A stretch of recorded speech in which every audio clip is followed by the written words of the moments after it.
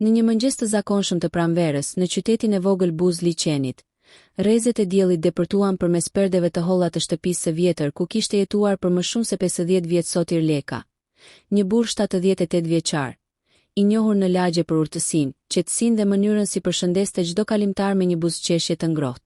Ishte një burr që dukej se i kishte kaluar të gjitha: luftën, varfërinë, ndërtimin e një familjeje, rritjen e fëmijëve dhe gëzimet e vogla që jeta i ofronte si shpërblim për durimin. Por atë mëngjes, në fytyrën e tij kishte diçka ndryshe. Një vendim i rënd po i përvëlonte zemrën. Kishte kaluar shumë net pa gjumë, duke menduar për një gjë që askush nuk do ta kishte besuar prej tij. Do të divorcohej nga gruaja e tij, për të martuar me një grua 45 vjeçare. Gruaja e tij, Liria, kishte qenë bashkëpunëtarja e tij për më shumë se 5 dekada. Një grua e fortë e përkushtuar që kishte duruar me të varfërinë, mungesat, sëmundje dhe gjithçka tjetër që jeta u kishte hedhur përpara. Por vitet e fundit, marrëdhënia e tyre ishte ftohur. Nuk flisnin më për asgjë përveç ilaçeve, faturave dhe motit. Kishte ditë kur as nuk e përshëndesnin njëri tjetrin me zë. Në heshtje, të dy e kishin pranuar që dashuria e dikurshme ishte shuar. Liria e dinte se burri i saj po plakej dhe kërkonte qetësi. Ajo nuk priste më surpriza, as përqafime, as fjalë të ëmbla. Në fund të fundit, në moshën e tyre, mendonte ajo, dashuria ishte luks, jo nevojë. Por për Sotirin ndodhi e kundërta. Sa më shumë plakej, aq më shumë e ndjente boshllëkum brenda vetes. Kishte ditë kur ndjente sikur po zbehej, sikur po jetonte pa arsye. E kishte frikë vdekjen, por më shumë kishte frikë të vdiste pa ndjer më dashuri. Dhe atëherë ndodhi ajo që askush se priste. Një ditë, ndërsa pinte kafen e mëngjesit në lokal, njohu Adelën, një grua 45 vjeçare që sapo ishte kthyer nga Italia. E hishme, me flokë të gjatë të zinj dhe sy të thellë. Ajo e përshëndeti me mirësjellje dhe filluan të bisedonin. Fillimisht për qytetin, për ndryshimet që kishin ndodhur ndër vite. Pastaj për jetën në përgjithësi. Ajo kishte ardhur për të kujdesur për nënën e sëmur, dhe shpesh kalonte orë të tëra vetëm. Një pasdite, kur e pa Sotirin ulur vetëm në stol pranë liçenit, ju afrua. Dhe që nga ajo ditë, nisën të takoheshin thuajse çdo ditë. Në fillim ishte një miqësi e thjeshtë, por miqësia, siç ndodh shpesh, u kthye në një ndjenjë që të dy nuk e prisnin. Sotiri filloi të ndjente sërish emocionet e rinisë. I dukej sikur jeta i kishte dhënë një shans të dytë. Adela nga ana tjetër e shihte tek ai një njeri ndryshe. Të mençur, të butë, me një shpirt që nuk e kishte gjetur kurrë tek burrat e moshës së saj. Ai dëgjonte çdo fjalë, i kushtonte vëmendje, e bënte të ndihej e vlefshme. Në fillim, asnjëri prej tyre nuk e quante këtë dashuri. Ishte një lidhje shpirtërore, si ajo që lind midis dy njerëzve që kanë vuajtur dhe njohin vetmin. Por shpejt, kjo lidhje mori trajta të tjera. Fjalët e ëmbla u kthyen në prekje. Takimet në ndjenja që digjnin më shumë se çdo kujtim rinje. Një ditë Adela e pyeti: "Sotir, po gruaja jote?"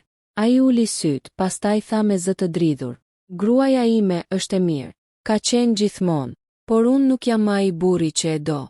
Dhe ajo nuk është më gruaja që më bën të ndihem gjallë. E kupton se çfarë po thua?" E pyeti ajo me ton serioz. "Po, e kuptoj më shumë se kur. Në këtë moshë, çdo ditë që kalon është një ditë më afër fundit. Unë s'dua të iki pa ndjer dashuri, pa ndjer se jetoj." Këto fjalë ishin si rufe për Adelën. E dinte që historia e tyre ishte ndërlikuar, e papranueshme për shumë kënd. Por në zemrën e saj, diçka e shtynte drejt tij. Ndoshta ishte mënyra si e shihte, si e kuptonte, si fliste.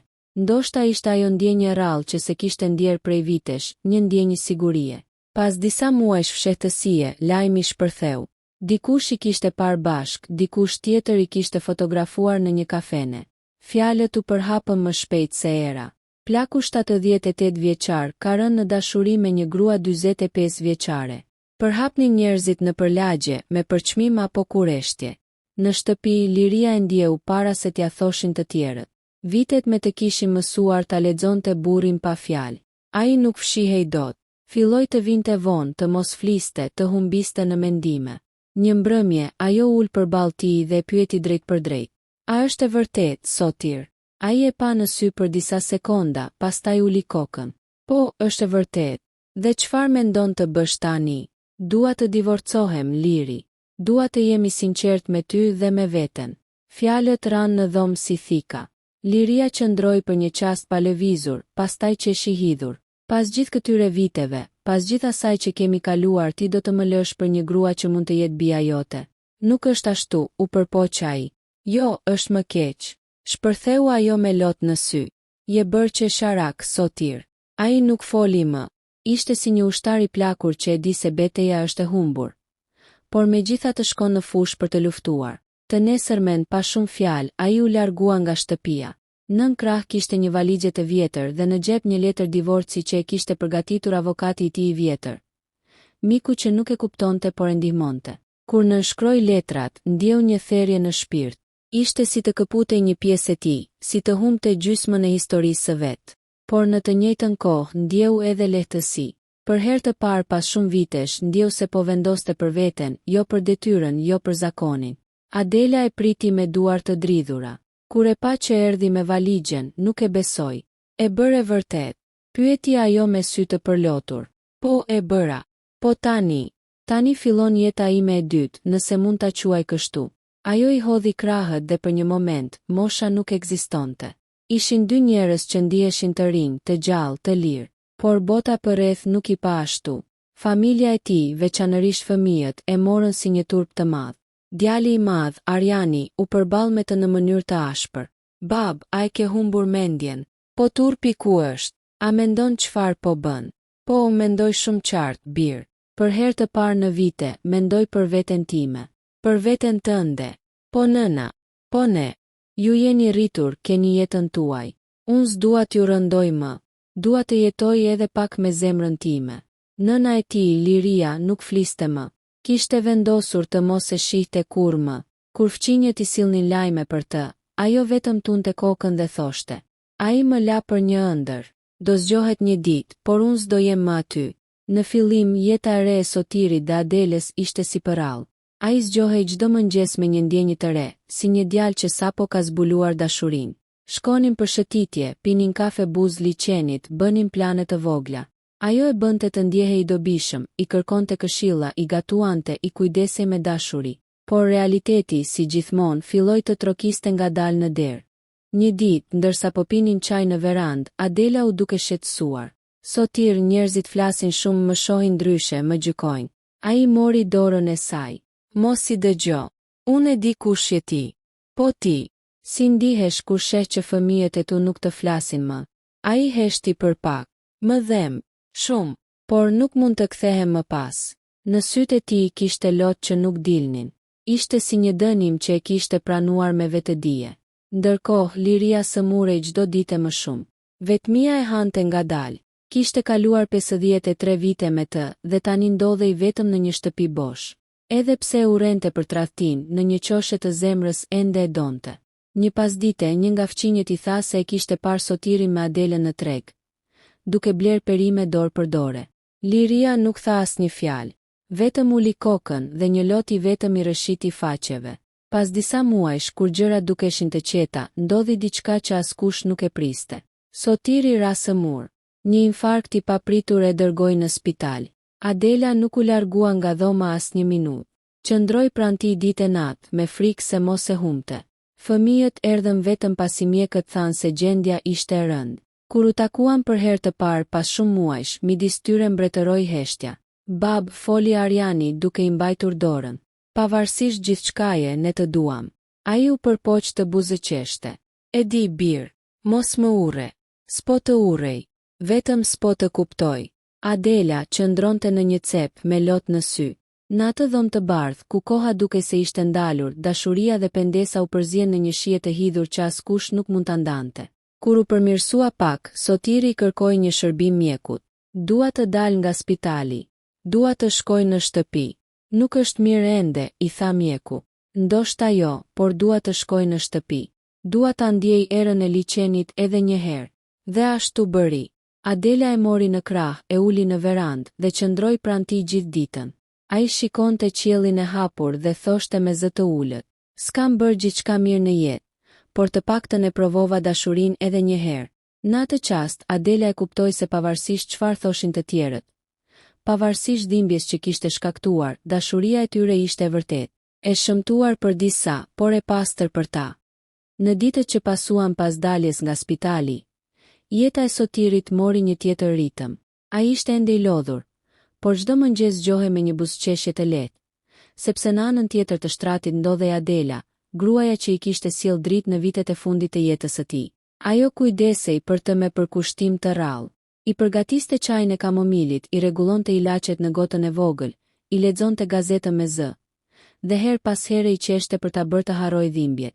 Në sytë e njerëzve të tjerë, ajo mund të ishte ajo që i mori plakut mendjen, por për Sotirin ajo ishte jeta vet.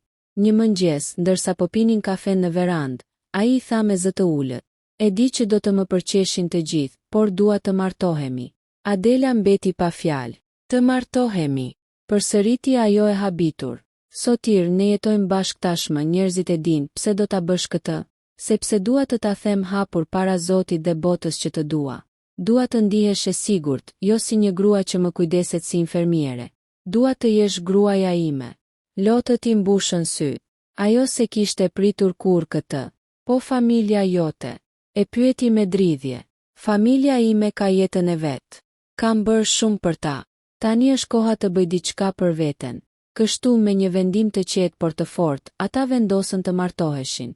Lajmi për martesën u përhap si zjarr. Fqinjet përshpëritnin në përdritare, gazetarët lokal madje shkruan një artikull me titullin: "Plaku i qytetit martohet me gruan dy breza më të re." Njerëzit ndaheshin në dy kampe. Disa i përqeshnin, disa i përgëzonin për guximin, por asgjë nuk i ndaloi. Në një ditë të qetë pranvere, në një sallë të vogël të bashkisë, ata u martuan. Ishte një ceremoni e thjeshtë, pa luks, me pak njerëz. Dëshmitarë ishin një çift i moshuar fqinjesh dhe një kushërire Adelës. Sotiri mbante një kostum të vjetër blu, por i pastruar e hekurosur me kujdes. Në xhep kishte një shami të bardhë, dhurat nga liria vite më parë. Nuk e kishte hedhur dot. E kishte marrë si kujtim nga një jetë që, sado që kishte ndryshuar, ishte pjesë e tij. Adela kishte veshur një fustan të thjeshtë krem, flokët e lëshuara mbi supe dhe një buzëqeshje që ndriçonte më shumë se çdo stol. Kur oficeri i gjendjes civile tha fjalët: "Zoti Sotir Leka, a e pranoni Adelën si bashkëshorte të lidhshme?" Ai u përgjigj me një po që i dridhej nga emocionet. Pastaj, kur ajo u pyet, sytë e saj u mbushën me lot. "Po, e pranoj." Në atë moment, duart e tyre u bashkuan. Dhe ndonë se jashtë kishte pak njerëz, në zemrat e tyre u dëgjua një duartrokitje që se kishin ndjerë prej vitesh. Duartrokitja e jetës. Pas ceremonisë, ata u kthyen në shtëpinë e vogël Buz Liçenit. Nuk kishte muzikë, as festa, vetëm qetësi. Sotiri ndezi një qiri mbi tryez dhe tha: "Kjo është dita ime më e bukur që nga dita kur linda, sepse sot ndjeva se kam përse të jetoj." Adela i vuri kokën në supë dhe heshti. Ajo e dinte që ai nuk do të jetonte për gjithmonë, por çdo ditë që kalonin bashk ishte një dhuratë. Ndërkohë në shtëpinë e vjetër ku jetonte liria, bizotëronte heshtja. Muret dukeshin më të ftohtë, orët kalonin pa zë. Kur dëgjoi lajmin për martesën e tij, nuk foli asnjë fjalë. Vetëm mori një album fotografish, e hapi dhe preku me dorë foton e tyre të dasmës së vjetër, bardhezi. Në atë foto, ajo ishte e re, me flokë të gërshetuar dhe ai i ri me sy të qeshur. "Pse, Zot?" Përshpëriti. "Pse më dhe kaq shumë dashuri për një njeri që s'mundi ta ruaj?" Lotët i ran mbi foto, por nuk i fshiu. Ishin si rrëfimi i heshtur i një jete të kaluar. Në muajt që pasuan, marrëdhënia e Sotirit dhe Adelës kaloi përmes shumë sfidash. Një herë, kur shkuan në treg, një grup burrash të moshuar e tallën. "Sotir, ke bërë namin, more burr." Po të gjithë të rinjt ikin nga vendi për dashuri, ky plaku e gjeti këtu. Ai qeshi me mirësi, por brenda ndjente një therje. Nuk e donte përqeshjen, donte respekt, por e dinte që njerëzit s'do ta kuptonin kurrë. Një natë, teksa ishin ulur në verandë, Adela i tha me shqetësim: "Kam frikë se mos pendohesh një ditë." Ai e pa me butësi: "S'ka më kohë për pendes, vetëm për kujtime, dhe dua që kujtimi im i fundit të jesh ti." Ajo i shtrëngoi dorën fort. "Do të kujdesem për ty deri në fund, e betohem." Dhe ashtu bëri. Kur ditët e Sotirit u bën më të vështira, ajo qëndroi pranë tij si një hije e heshtur. E ushqente, i jepte ilaçet, i lexonte poezi të vjetra që ai i adhuronte. Por përtej dashurisë së tyre, jeta filloi të përplasej me realitetin e hidhur të njerëzve. Në lagje, disa fqinj i mbyllnin derën, disa nuk i përshëndesnin më. Njëherë, Adela e gjeti kutinë e postës plot me letra anonime. Njëra prej tyre shkruante: "Ke turp, je si vajzat që kërkojnë para, jo dashuri." Ajo qau atë natë, nuk për shkak të fjalëve, por sepse ndjeu se bota nuk do t'i linte kur të qetë. Kur Sotiri e mori vesh, i tha: "Mos i lejo fjalët e botës të prekin, se bota nuk e njeh shpirtin ton. Po unë jam njeri, Sotir, dhe ndonjëherë lodhem së luftuari." Ai heshti. Pastaj me një përqafim të ngrohtë, i tha: "Mos harro, dashuria është luftë, dhe unë nuk jam dorëzuar kur, as tani." Pas disa javësh, ata vendosën të udhëtonin për pak ditë në mal. Ishte dëshira e tij e hershme të shihte përsëri vendlindjen. Kur mbërritën, ai u ndal përpara shtëpisë së vjetër ku kishte lindur. E shikoi me sytë që i mbusheshin me kujtime. "Këtu kam bërë hapin tim të parë," tha me zë të butë, "dhe ndoshta këtu do ta bëj edhe të fundit." "Mos thuaj kështu," e ndërpreu Adela me frikë. "Jo, mos ki frikë. Njerëzit e mi më kanë pritur gjithmonë këtu." Ata ndenjën në fshat 3 ditë. Netët ishin të qeta, qielli plot yje. Dhe në atë qetësi, ndoshta për herë të parë pas shumë kohësh, ai ndjeu paqe. Kur u kthyen në qytet, gjendja e tij filloi sërish të përkeqësohej. Lodhja, marramendja, frymëmarrja e rënduar. Adela e dinte që diçka nuk po shkonte mirë, por ai nuk donte më spital. "Më lër të jem këtu," i tha. "Më lër ta mbyll me qiellin tim mbi kokë." Ajo nuk foli më. Vetëm i rinte pranë çdo natë me dorën mbi të tijën. Një pasdite, derën e shtëpisë e trokiti dikush. Ishte Arjani, djali i tij. Kishte ardhur pas shumë muajsh heshtjeje. "Më fal bab," tha ai me zë të ulët. "Më fal që të gjykova." Sotiri u ngrit ngadalë, sytë i shndrisnin nga emocionet. "Nuk e pse kërkon falje, bir. Çdo njeri ka nevojë të kuptojë vetë. Kam ardhur të shoh, jo si gjykatës, por si djalë." Ai buzëqeshi. "E kam pritur këtë ditë." Adela i la vetëm, duke ndjerë që ai momenti ishte i tyre. Biseduan gjatë, për jetën, për kujtimet, për nënën. Arjani i tha se liria ishte sëmur rënd dhe nuk dilte më nga shtëpia. Në fytyrën e Sotirit kaloi një hije dhimbjeje. "Do doja ta shihja edhe një herë, por ndoshta është vonë." "Asnjëherë nuk është vonë, bab." Ai mori frym thellë. "Ndoshta ke të drejtë." Në mbrëmje, kur mbeti vetëm me Adelën, ai i tha me zë të ulët: "Dua të shkoj ta shoh lirin." Ajo heshti për disa sekonda, pastaj tha: "Po, duhet ta bësh. A nuk je xheloze?" "Jo, sepse ajo ishte pjesë e jetës tënde. Unë jam pjesa e fundit, por nuk mund të zgaravis të parën." Ai e pa me admirim. "Je më e mençur se unë, Adela." Ajo qeshi lehtë, por syti mbetën të mbushur me mall.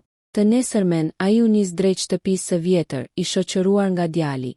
Kur liria e pa në derë, për pak nuk e mbajti zemra. "Ç'bën këtu?" tha me zë të dridhur. "Erdha të shoh, liri. Jo si burr, por si njeri që të ka dashur." Ajo uli syt, pastaj u ul në karrige. "Vonë, Sotir. E di, por zemra nuk njehor." U ulën përballë njëri tjetrit. Heshtja që dikur kishte qenë urrejtje, tani ishte kthyer në kujtim. "A je i lumtur?" e pyeti ajo. "Jam i qetë," tha. "Nuk e di nëse kjo është lumturi, por është paqe. Ajo kujdeset për ty, më shumë se çdo kush." Ajo buzëqeshi lehtë. "Mirë pra, edhe pse s'mund ta pranoja, dua që të mos vuash." Në atë moment, ai ndjeu sikur një bare rënd ju hoq nga shpirti. Kur u kthye në shtëpi, Adela e priti në derë. Ai i tregoi gjithçka. Ajo e dëgjoi në heshtje, pastaj i vuri dorën mbi zemër dhe tha: "Tani mund të jesh i qetë." "Jam," tha ai, dhe për herë të parë pas shumë muajsh, gjumi mori syt me një buzëqeshje të lehtë. Ditët që pasuan vizitën e Sotirit tek liria sollën një qetësi të çuditshme. Ai dukej sikur kishte lënë pas një peshë të rënd që e kishte mbajtur për vite me radhë. Ishte më i qetë, më i butë në fjalë, më i dashur. Adela e vërente se diçka tek ai kishte ndryshuar. Si një njeri që më në fund e kishte gjetur paqe me të shkuarën. Por trupi i tij i lodhur nuk mund ta mbante gjatë atë paqe. Një mëngjes, ndërsa ajo po përgatiste mëngjesin, dëgjoi një zhurmë të fortë në dhomë. E gjeti Sotirin të rrëzuar pranë shtratit, me dorën mbi kraharor. "Sotir!" bërtiti ajo me zë që i dridhej nga frika. Ai u përpoq të buzëqeshte, por nuk mundi të fliste. Zemra e tij kishte rënë sërish në krizë. Ambulanca mbërriti pas pak minutash. Mjekët e morën me urgjencë, ndërsa Adela vraponte pas, me sytë mbushur me lotë e duar që i dridheshin. Në spital i vendosën në kujdes intensiv. Mjeku i tha me zë të ullët. Zemra e tij është shumë e dobët. Çdo emocion i fort mund të jetë i rrezikshëm. Ajo qëndroi në korridor me duart e mbledhura si për lutje. Mos ma merr tani, Zot. Jo ende. Më ler edhe pak, të paktën ta shoh përsëri duke qeshur. Kur e lejuan ta vizitonte, ai ishte i zbet. Por ende me ato sy të qetë që ajo i njihte mirë. Mos qaja Adela, i tha me zë të dobët. E di që jam në duar të mira. Duart e mia nuk do të lën asnjëherë, ja ktheu ajo. Ai buzëqeshi lehtë. Po ta kisha njohur më herët, ndoshta do të isha plakur ndryshe. Po unë s'do të doja ndryshe, i tha ajo, sepse atëherë s'do të ishe ky njeriu që je sot. Në ato pak fjalë kishte më shumë dashuri se sa në gjithë jetën që kishte kaluar më parë. Të nesërmen spitali u mbush me njerëz. Djali, vajza, madje edhe mbesa e madhe kishin ardhur për ta parë. Kur e pan Adelën pranë tij, disa e përshëndetën me ftohtësi, disa se përshëndetën fare. Nëna e fëmijëve të tyre, Liria, kishte dërguar një buqet me trëndafila të bardhë. Në kartolinë ishte shkruar vetëm një fjali. Zoti të bekoft dhe të fal paqe. Sotiri e lexoi letrën me duar që i dridheshin. Ajo më njeh më mirë se kushdo, tha me zë të butë. E dinte që kjo ditë do vinte. Pas disa ditësh, mjekët i lejuan të dilte. Duhet të ruhet shumë, tha mjeku. Të shmang stresin dhe emocionet e forta. Por jeta s'mund të shmangte emocionet. Në shtëpi, Adela u përpoq të krijonte një qetësi të re. E rrethoi me kujdes, me qetësi, me dashuri. Në mëngjes, i lexonte libra që ai kishte dashur dikur. Në mbrëmje, e mbulonte me batanie dhe i thoshte: "Çdo ditë me ty është dhuratë." Ai i përgjigjej: "Jo, dhurata e ti, Adela." Por sado dashuri të kishte, jeta jashtë shtëpisë nuk e pranonte lehtë këtë histori. Në një takim familjar, fëmijët e Sotirit filluan të debatonin ashpër me njëri tjetrin. Ai s'është më në gjendje të marrë vendime, tha vajza e tij, Donika. Duhet të mendojmë për trashëgimin. Mos fol kështu, e ndërpreu Arjani. Ai është ende gjallë dhe ajo kujdeset për të më shumë se ne të gjithë. Po ajo po përfiton. Bërtiti Donika. Po i merr gjithçka. E diti çfarë është gjithçka? Tha Arjani me ton të ashpër.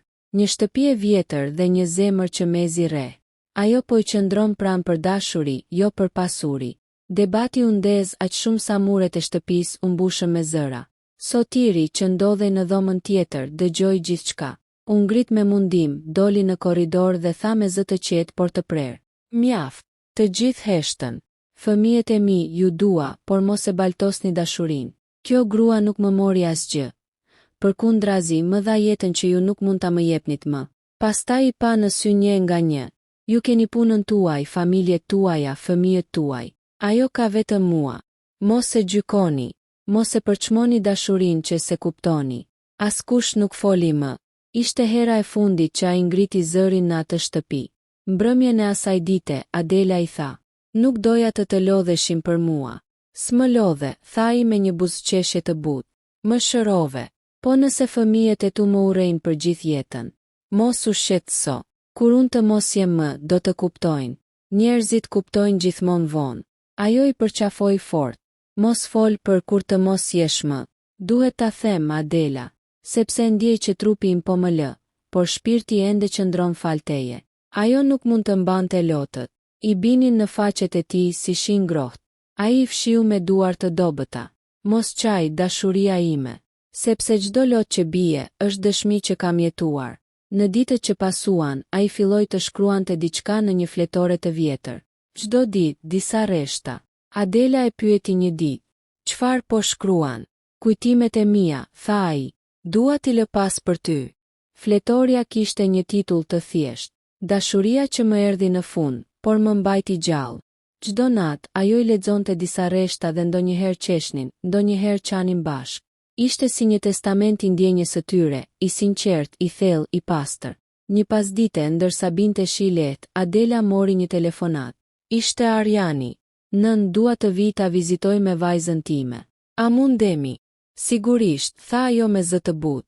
"Do ta gëzoni shumë." Kur mbërritën, Sotiri u ndriçua nga gëzimi. Mbesa e vogël, 10 vjeç, vrapoi drejt tij dhe i tha: "Gjysh, më kanë thënë që je dashuruar. Është e vërtet?" Ai qeshi: "Po, është e vërtet. Edhe pse je plak." Dashuria s'ka mosh, bia ime. Ajo qeshi dhe e përqafoi fort. Në atë qast, Adela ndjeu se gjithçka kishte vlejtur. Sepse ajo vajzë e vogël me pafajsinë e saj, kuptonte më shumë se gjithë të rriturit. Ditët që pasuan ishin të qeta, por nën të fshihej një ndjesje e thellë frike. Adela e dinte se ora po afrohej. Ai kishte filluar të flinte më shumë, të fliste më pak. Një natë, ndërsa ajo po e mbulonte, ai i tha me zë të ulët: Adela, kur të mos jem, mos mbet vetë. Jeton, qesh, dashuro sërish nëse mundesh. Mos më varros në kujtimet e tua. Mos më thuaj asnjëherë diçka të tillë, i tha ajo me lot. Ti je jeta ime. Jo, unë isha mësimi yt, tha ai dhe mbylli syt për të fjetur. Ajo qëndroi zgjuar gjithë natën, duke e mbajtur dorën e tij. Jashtë, shiu binte lehtë, sikur qielli vet po lutej që koha të ndalej. Pas disa ditësh, gjendja e tij u përmirësua për pak. Mjeku i tha: është si një qiri që ndes dritën edhe pak para se të shuhet. Por ajo nuk e pranonte. Çdo ditë i sillte lulet e preferuara, i lexonte poezi, i vishte me kujdes rrobat e preferuara. Një ditë, ndërsa shikonin perëndimin, ai tha: çfarë ngjyrash të bukura ka qielli sot? Po, i tha ajo, sikur është pikturuar për ne. Ndoshta është, ndoshta. Ata heshtën për disa minuta, duke parë horizontin që digjej me ngjyra ari e portokalli. Ishte momenti kur koha ndalet dhe dashuria ndjehet më shumë se çdo fjalë. Por qetësia e tyre nuk do zgjaste. Një ditë, Adela mori një letër zyrtare nga gjykata. Në të shkruaj se fëmijët e Sotirit kishin nisur procedura ligjore për të sfiduar testamentin që ai kishte përgatitur kohët e fundit, ku një pjesë të pronës së vogël ja linte edhe asaj si mirënjohje. Ajo e lexoi disa herë, pa e besuar. Nuk ishte fjala për pasuri, ishte për dinjitet. Në darkë, ja tregoi Sotirit. Ai e mori letrën në duar, e lexoi, pastaj tha me qetësi: e prisja. Do luftoj, tha ajo me vendosmëri. Nuk për të marrë diçka, por për të mbrojtur dashurinë tonë. Mos harro, i tha ai, që dashuria nuk mbrohet në gjykat, Adela. Ajo mbrohet në zemër. Dhe aty jemi të pafitueshëm. Ajo e përqafoi fort me ndjenjen e një gruaje që e di se një stuhi po afrohet, por s'ka ndërmend të dorëzohet.